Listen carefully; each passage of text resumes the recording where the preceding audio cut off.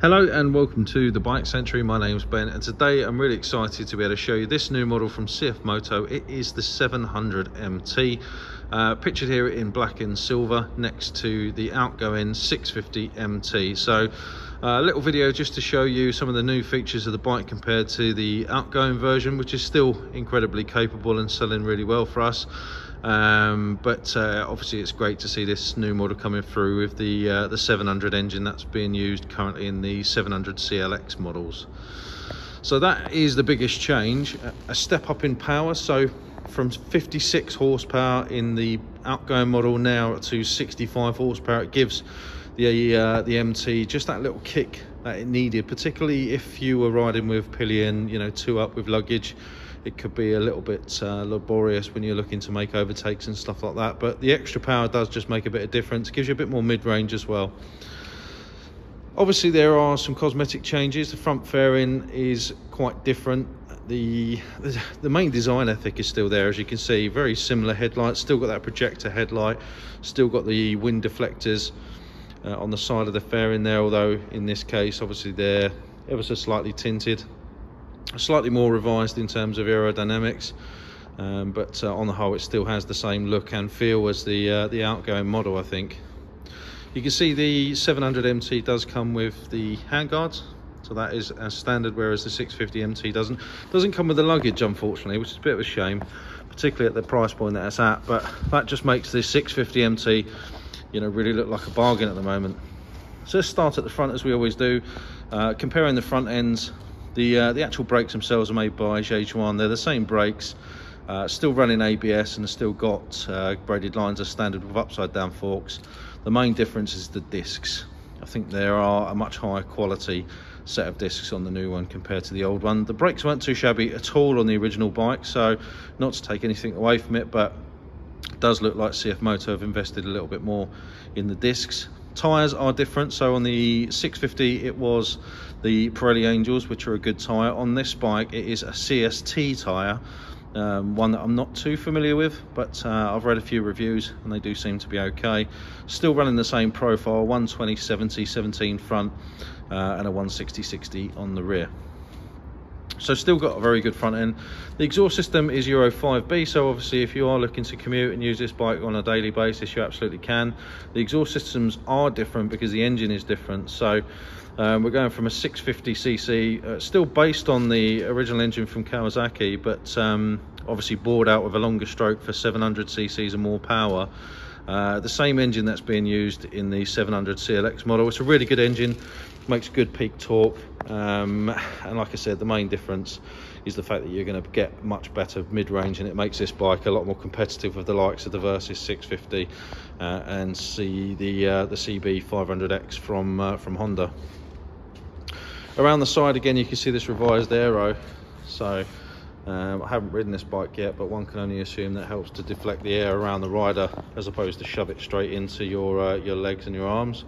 So you can see the fairings there are quite different. Exhaust exit pretty much identical, as you can see here.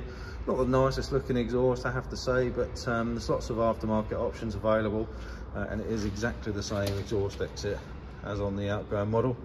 Still comes with the pannier rails and the rack. The rear rack is ever so slightly different, as you can see, between the two models. That must give you some more versatility in terms of what luggage can go on this bike straight out of the crate, but I believe the same shad luggage system will apply and will fit to this bike that fitted on the 650 model as well. Rear suspension is the same. You've got adjustment high and slow, and obviously preload on here. It's a little bit more accessible than on the previous model. You've got this cut out in front here that gives you access to the preload, which is nice. Rear wheel is exactly the same, rear disc is exactly the same, and obviously the braking systems are identical as well. Seat wise, when you jump off of one and onto the other, they feel very, very similar. Doesn't feel a great deal different. The pillion seat is almost identical as well. I think if you were to put these exactly side by side, I don't think there's any difference. I think there's some differences in the seat quality. So at the front here there's this grippy material just to help you you know, grip the bike rather than slide forward and back. There are now no longer any stitching lines up here, as you can see on the outgoing model just there. But from a comfort perspective, I always found the 650 to be quite a comfortable bike, so I don't really expect this to be any different. As I've already mentioned, you get the handguards as standard on these. You didn't on the 650 MT, or you did in the early days, but not so much now. You do still get the adjusters, span adjusters on both the brake and clutch lever, which I think is a really nice feature. You still get the Jejuan reservoirs and stuff like that, so you know, high quality materials are being used on the bike. Headlights look really cool. Like I say, it's more of a facelift on the front end, so they have just facelifted it ever so slightly, as you can see. I still think the old model looks, you know, really retro, really cool. Like I said, you can see they're from the same design heritage. You still get the adjustable screen. I believe is the same screen as used on the outgoing model. They have fixed some of the vibration issues that we saw with some of the models, where you got like a bit of a resonance through the screen, but that seems to have been solved now. So you've got various different height adjustments available on this bike. And on this side, again, it's pretty much the same really. Like I say, you know, all the aeros have been redesigned. I believe the gearing and stuff like that is pretty much the same as the old bike as well. So you're really just getting more for your money than anything else. Still get the 4-year warranty, still get service activated breakdown cover as well. But the main difference between the two bikes that you're going to notice is the TFT and the controls. So you get a 5-inch TFT on both bikes.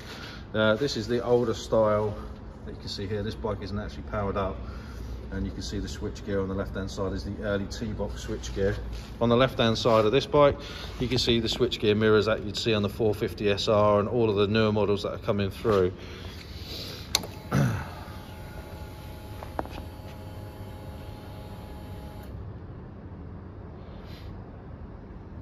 Just let it power up.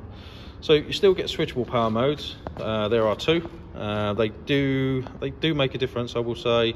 You know, you do get, you can feel the difference in the throttle response and pickup and stuff like that. But to be honest, it's quite a compliant bike. So, you know, really, you just want to ride it in sport and just leave it at that.